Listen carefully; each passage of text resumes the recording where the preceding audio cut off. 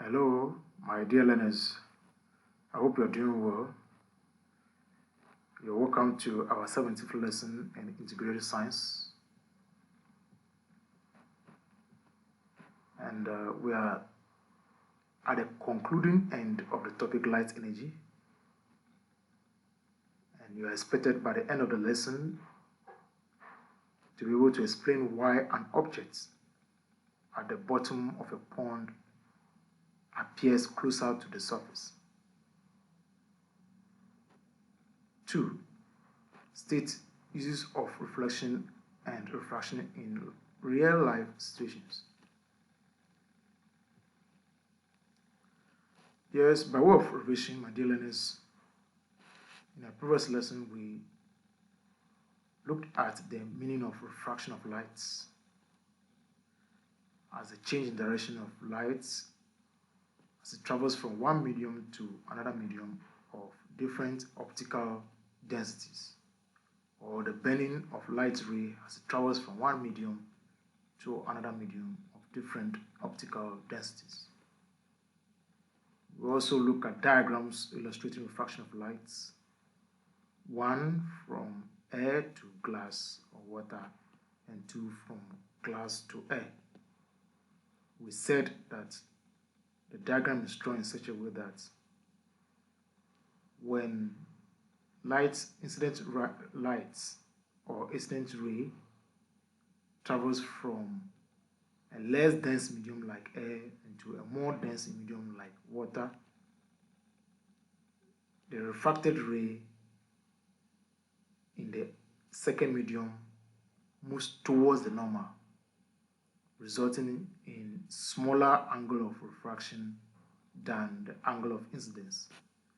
The opposite is that when the incident ray travels from a more dense medium like glass or water to a less dense medium like air, the refracted ray moves away from the normal, resulting in a greater angle of refraction than the angle of incidence. We're cautioned to be careful about the way we draw the diagrams. I hope you did the assignments according to instruction, as I've already observed some have done. All right. So let's begin with the test objective. Why an object at the bottom of a pond appears closer to the surface, or why a stick partially immersed in water appears bent. Remember, in our previous lesson, a picture of this was shown, and I promised that at the right time we're going to explain or find a reason why the pencil or the stick appears bent in the water. So let's go through the scientific reason concerning the diagrams you're seeing here. So the first diagram here illustrates a situation where a coin placed at the bottom of a beaker containing water is seen above, or the image of it is seen above the actual position of the coin, explaining why an object in a pond appears closer to the surface. And then the second diagram here explains why a stick placed in water, this is the actual structure of the stick or the pencil, appears bent. So this is the image that you see the stick bent this way in the water. Okay, so let's find out the reason. Now what we are saying is that lights in a swimming pool or in the water containing the stick, so there's lights here inside, refracts or bends and gives it a shallow look. So this is the introductory reason. The light from the bottom here, or the light from the tip of the stick in the water, refracts or bends, as you can see, making it appear shallower, as you can see here. So now let's move on with the explanation. Now the street lights, as you can see, the street light from the bottom of the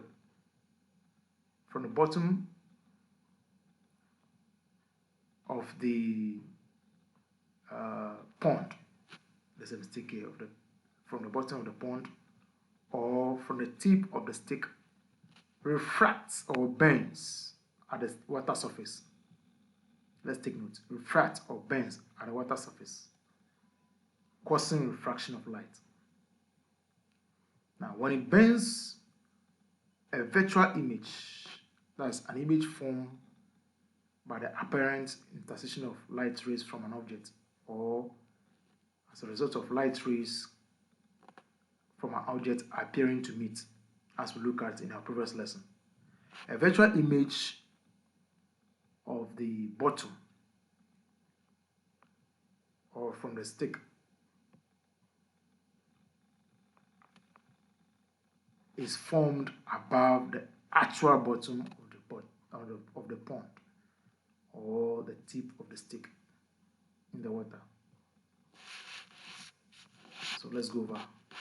Lights in swimming pool or in the water containing the stick refract. It gives it a shallow look. Now this is what happens. The straight light from the bottom of the pond or from the tip of the stick refracts or bends at the water surface, causing refraction of light. Now a virtual image from the refracted ray entering the eye. Consider the refracted ray entering the eye. This is a virtual image. It's formed above the actual bottom or the tip of the stick in the water. So next time you put your hand straight in the water and you see it as if it's bent, or a stick in the water, or you see the bottom of the bucket shallower, it is due to refraction of light from the bottom into your eyes, causing you to see a virtual image shallower or above the actual bottom. All right. Now let's look at some examples of refraction of light. Examples of refraction of light. Good. You see stars twinkle in the sky. Yes, the twinkling effect of stars with different colors is due to refraction of light. Actually, the light coming from the star is not the different colors. It is white. But the presence of droplets of water, water vapor, mists, etc. in the sky causes the light, the white light, to refract into several wavelengths or several spectrum of lights or colors of light, and it twinkles. So this explains why stars twinkle in the sky. Another one is mirage. Mirage as well as lumen are the optical illusions caused by refraction of light. Mirage is that thing you see on a hot day, that is in hot day weather on the road. As if you're in a car moving, you see something like water on the road.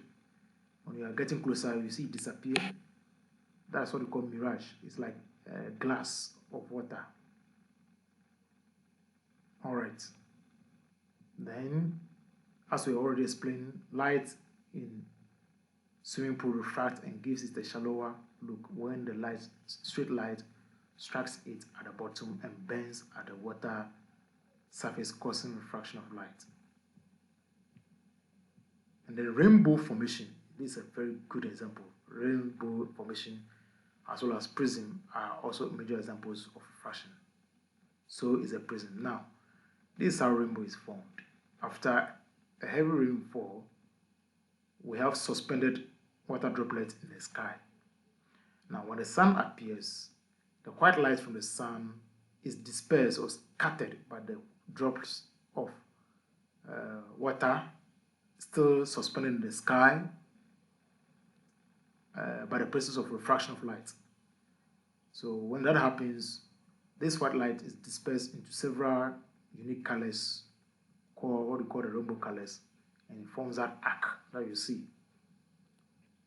So that is about application or example of refraction of light. Now we're going to end our lesson on uses of reflection and refraction in real life situations. Which devices or which objects makes use of reflection and refraction of light in our daily lives? So look at the diagrams carefully and be able to mention them. So what will one be called? Good. Eyeglasses. Eyeglasses. What about 2? Used to view objects in space, far objects. Good. Telescope. Now the third one here is usually used to see objects above our heights, especially used by the military to view objects on the armor tank, on top of the armor tank, or above the armor tank, when you use the armor car. And then it's also used by submariners to view objects on top of the sea while they are in or under the sea. What is the name? Good. We call it the periscope. Periscope. The 4th one is the modern camera. The modern camera. And what is the name of the 5th one? Microscope. So we have more. All these devices have lenses in them that refract and reflect light, causing them to view objects or images, both real and virtual. Alright, my dear learners, by way of summary, we touch on why an object at the bottom of a pond appears closer to the surface. And also we look at uses of reflection and refraction in real life situations. We did not forget to look at examples of refraction in everyday life. For exercise number 1, briefly explain why an object at the bottom of a pond appears closer to the surface. 2, identify 5 uses of reflection and refraction in real life situations. Alright, congratulations for your patience. Do your best to do the exercise and upload it in time for me to mark. Till we meet again. Bye bye.